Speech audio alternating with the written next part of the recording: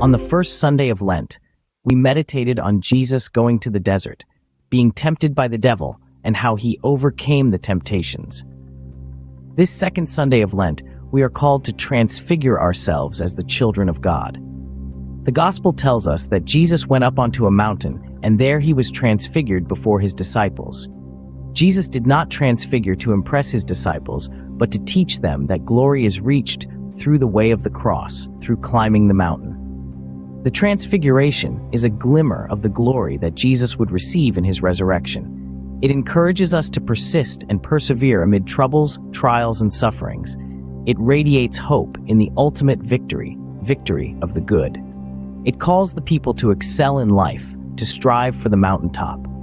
The Transfiguration is not just an indication of Christ's divinity, it also reveals our potential to become divine. Pope St. John Paul II once told the young people, "If you become what you ought to be, you can set the world on fire." On May 29, 1953, a New Zealand beekeeper named Edmund Hillary and a Sherpa guide, Tenzing Norgay, were the first ever to reach Everest's summit.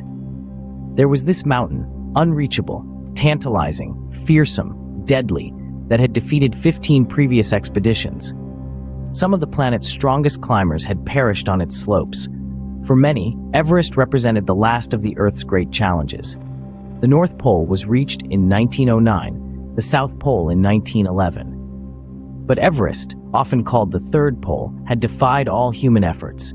Reaching its summit seemed beyond mere mortals. It was indeed an achievement, a mountaintop experience. The mountaintop experience that we read in today's Gospel has Jesus and his three closest apostles, Peter, James, and John, going up on a high mountain and the miraculous transformation undergone by Jesus, showing his heavenly glory to his disciples. Actually, in 1952, Edmund Hillary had attempted to climb Mount Everest and failed. On reaching home after his unsuccessful attempt, Hillary drew a picture of Everest on a chart paper, pinned it on the wall, and said in a loud voice, "Mount Everest, you beat me the first time, but I'll beat you the next time because you've grown all you are going to grow, but I'm still growing." On May 29, 1953, Hillary became the first man to climb Mount Everest, the highest mountain peak, standing tall at 29,028 feet. A few days after the climb, Hillary walked onto a London stage to thunderous applause.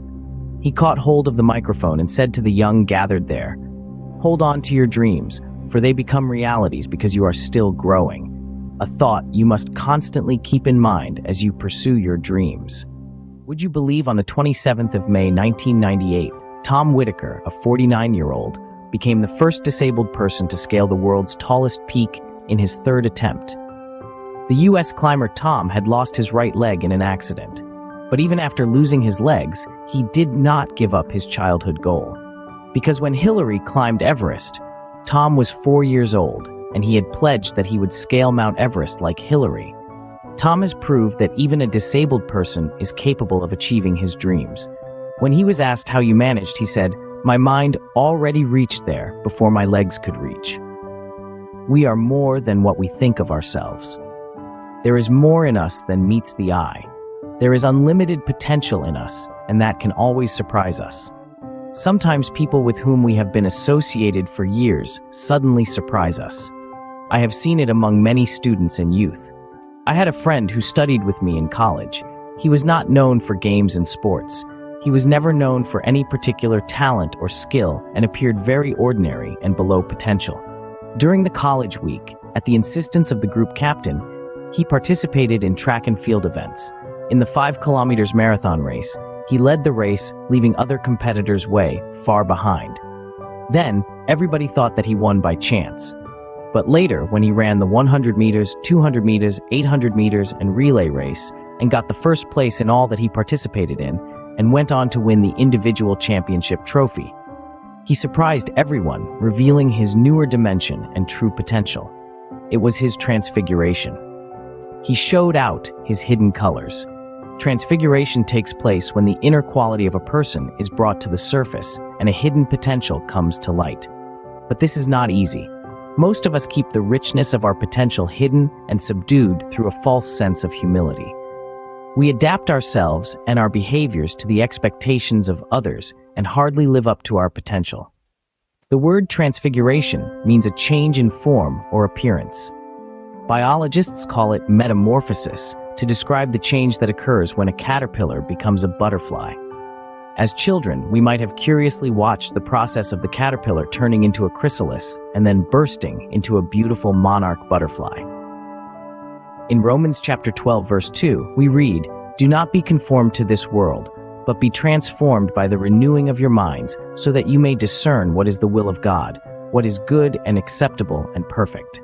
In each Holy Mass, the bread and wine we offer on the altar become transfigured or transformed, transubstantiated into the living body and blood of the crucified, risen, and glorified Jesus. In addition, our Holy Communion with the living Jesus should be the source of our daily transfiguration, transforming our minds and hearts so that we may do more good by humble and selfless service to others. Each time we receive one of the sacraments, we are transformed. For example, baptism transforms us into sons and daughters of God and heirs of heaven.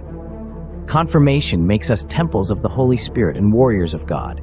By the sacrament of reconciliation, God brings back the sinner to the path of holiness. We need mountaintop experiences in our lives. We share the mountaintop experience of Peter, James, and John when we spend extra time in prayer during Lent. Fasting for a day can help the body store up spiritual energy. This spiritual energy can help us have thoughts that are far higher and nobler than our usual mundane thinking. The hunger we experience can put us more closely in touch with God and make us more willing to help the hungry. The crosses of our daily lives also can lead us to the glory of transfiguration and resurrection.